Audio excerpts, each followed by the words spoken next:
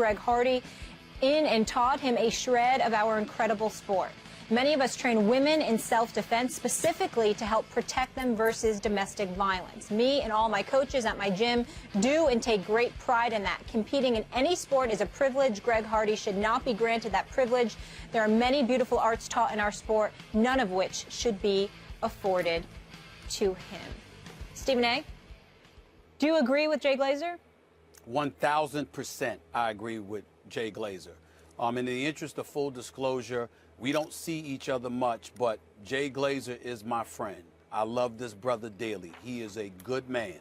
He always has been, and he's one of the best reporters this business has ever seen. I don't give a damn that he's worked for the other network. He and I go back to our days when he was at the New York Post, and I was at the New York Daily News as a high school sports writer. That's how far back Jay Glazer and I go. He's a special dude, and I know how much the sport of MMA means to him. He was there from the ground up when it was starving for recognition and credibility. He was in it, and he's been in it to win it from day one. Now, Max, Will, Molly, y'all remember my point about Greg Hardy yesterday. Without having spoken to Jay Glazer, because I haven't seen him in a while, without knowing his position, what was my number one concern, Max? What did I say? I said fear was my number one reaction, because this dude who seems undisciplined and unable to control himself and his emotions, okay, on the football field and evidently beyond, if you believe the bench judge that convicted him of assault after allegedly, I shouldn't say allegedly, damn it, he got convicted, throwing his girlfriend on a futon bed filled with rifles, slamming her arm down with a toilet bowl, grabbing her by the neck, threatening to kill her, even though he categorically denied it. He was found guilty by a judge during a bench trial. He appealed the decision in the state of North Carolina. You're allowed to appeal it and take it to a jury trial, at which time the woman that was the victim in all of this did not want to testify again and under oath. She didn't want to go through all of that, and ultimately the case was dropped. I said yesterday, fear was my number one reaction, because when you're talking about MMA, you're talking about requisite skills that you are taught that will make you even more of a lethal weapon. He's lethal enough being 6'4", 279 pounds, with the athleticism and the physical prowess that he already possesses. But now, to go to the MMA and to learn the requisite skills even more so would make him that much more dangerous. That essentially is what Jay Glazer alluded to with his statement. He is 1,000% correct. He is absolutely qualified, more so than anyone in this country as far as I'm concerned, because not only is he involved with the MMA, with his own gym and everything else, training athletes as well, but he's also an insider on the NFL. So he knows stuff about Greg Hardy most of us don't know. I would say I can't think of any individual more qualified than my man Jay Glazer to say what he said about Greg Hardy. I support him 1,000%. He is absolutely right. So, I disagree. Okay. It's interesting when you speak for a living, when you do public speaking, one of the lessons you learn is people mostly just remember the first thing you say. And then whatever you have to back it up or to nuance it or caveat, good luck with that, because they hear the first. So this is what I want to start with. I grew up in Texas. There was a little bit of a chivalristic code in the way I grew up. And one of those things, beyond being hold the door for women, tell the truth, be honest, was never, ever, ever lay your hands on a woman. Yep. That's how I was raised, and that's what I believe. That's what I Same believe here. when this segment is over. That's what I believe when I went into it. But my main goal in this conversation isn't to prove I'm more against domestic violence than the next guy. And that's not my goal in any of our conversations. By the way, Stephen A., you and I have had race conversations. It's not my goal to come out of a segment having proven to everybody that I'm not a racist. I'm not. Absolutely. I don't need to prove We've talked about that. We talked about that. Right. You're absolutely correct. So my goal is, let's get to what's interesting, what's thoughtful, what's smart. And here's the question when it comes to Greg Hardy and whether or not he should be allowed to participate in MMA, Max, is I also believe in second chances. President Obama on his ESPN town hall talked about this last night. I believe in it philosophically. I believe legally we have a debate about felons being more reintegrated into society and finding a place for them to be productive. So I come at this place where I'm like, well, what should Greg Hardy be exiled from? He shouldn't play football, according to many. He shouldn't be in MMA. What exactly is he allowed to participate in? Can he be in architecture? That's an art. Can he be a bricklayer? How many industries exile Greg Hardy for? And this is the other hairy thing, and you brought it up, Stephen A. He's legally not guilty. The legal system doesn't work like football. He's not 1-1. You know, in the end, after the appeal, he's not guilty. It doesn't mean he's innocent. I know the difference between innocent and not guilty. But if a guy's not guilty, but we all kind of live in this world, we're like, but we know, right? Then how do we apply that standard to a chosen profession for a man? How do we start saying you can't be this? You're exiled from this part of society. You can't be here. You can't do this. Based upon, right now, technically not guilty and philosophically not offering second chances, what are we telling people like Greg Hardy? Goodbye? Get away from society? We don't have a... There's a special realm for you that I don't know exists yet? I'll respond after Max. I think that's a legitimate... Those are all legitimate questions. Let me start with the first one. To Stephen A's point, Jay Glazer is uniquely positioned here as the hardest working guy in the business. Probably his guy is a tireless worker, really good guy. I've also known him for many years, though probably not as well as Stephen A does, but is also knows all about the NFL, knows all about MMA. And to answer the first question, what kind of occupations do people feel like maybe should have some sanctions against Greg Hardy or should have high barriers of entry? One of them might be fighting. You know, learning to use your body in ever more damaging and deadly ways. That may be one of them. But even if that were true, even if that were true, Max, wouldn't it be a little bit of a hurdle, the fact that he's technically not guilty? I want to go through that next, and then there's one last thing. We shouldn't have to publicly relitigate evidentiary standards every time something like this comes up. Let me explain what that means.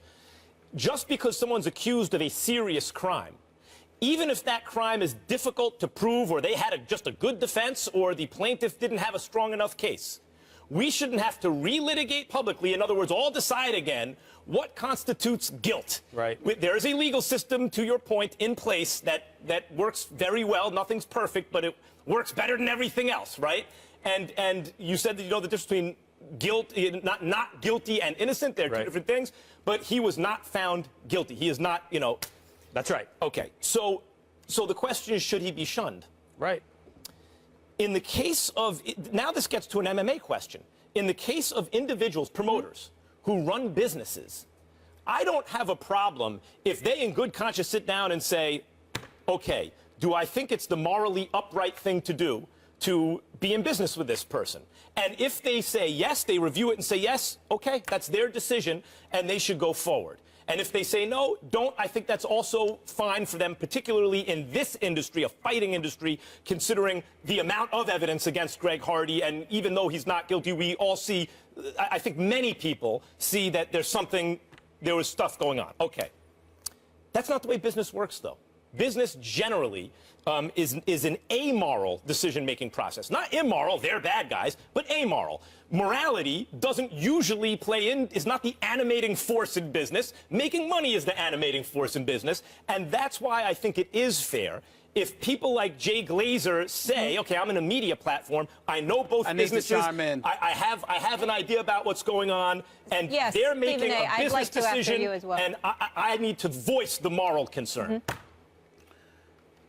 Will, perhaps this is a rhetorical question, but I did mention that he was convicted by the judge during a bench trial, correct? Right. Yes. I mentioned that, right? Yes. If I remember correctly, that's a felon. That's a felony.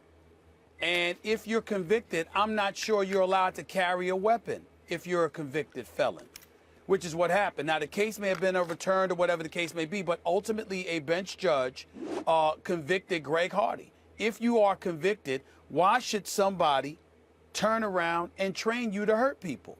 Now, listen, we're not saying, I've never, for the record, Will, I have never once said that Greg Hardy should not be back in the NFL. If the rules allow it, this is your profession, you earn a living playing football, that's what you do. But MMA is a different sport, which essentially gives you the license to assault people in the octagon.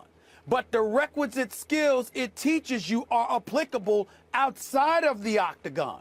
And when you take that into consideration and you listen to the source of this opinion, which is Jay Glazer, and you take all of those things into consideration, I don't think it's something that's easily ignored. I applaud your position, Will, when you talk about the land of second chances, because I religiously say that about the United States of America. We're supposed to be the land of second chances. But at the same time, that's after you suffered consequences the first go round. And a lot of people will lament to you that Greg Hardy really didn't suffer. He didn't do any jail time. He didn't lose the money he was supposed to lose, because even when he was suspended for 10 games, that got reduced to 4 because retroactively it was ruled that Roger Goodell couldn't impose the kind of stiff punishment that he wanted to impose against Greg Hardy. Obviously, he became a member of the Dallas Cowboys. And so when you look at it from that perspective, there is something to speak about as it pertains to his punishment or lack thereof. And therefore, when you're talking about a second chance, as far as they're concerned, he wasn't denied the first chance. Well, and I would point out, by the way, he's on his third or fourth chance at this point, right? He's not just on his second chance. And I know this has to be I know this has to be repeated over and over. If Greg Hardy is guilty of everything he's accused of, he's a bad person. I don't want to be on Greg Hardy's side. I don't want to defend him. But I see difficult questions that most, and many in the media, not Jay Glazer, not Stephen A. Smith, not Max Kellerman, don't want to get to, which is, how do you define a standard of guilt? What occupations do you exile from somebody from with what kind of standard for guilt? And most of the media, again, not Stephen A. Smith, Max Kellerman, or Jay Glazer, I don't know Jay Glazer, simply want to use these platforms to prove how virtuous they are. That's the safe thing to do, to always prove you're against domestic violence. Why don't you get to some difficult questions, because these are hard to answer right here. Real quick, can I just say something? So I covered the UFC for a long time, for 7 years. No, Jay Glazer, worked with him.